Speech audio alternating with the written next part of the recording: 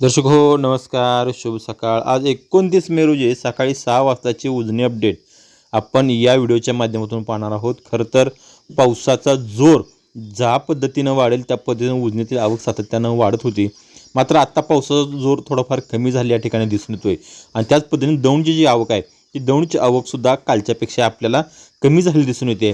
आज सकाळी 6ची अपडेट आपण पाहिली तर त्यामध्ये दौंडचा जो विसर्ग आहे तो 15,986 क्युसेक्स म्हणजे साधारण 16,000 क्युसेक्स इतका दौंडचा विसर्ग आहे आणि उजनी धरणाची जर टक्केवारी पाहायला गेली तर टक्केवारी चांगलीच वधारली आहे।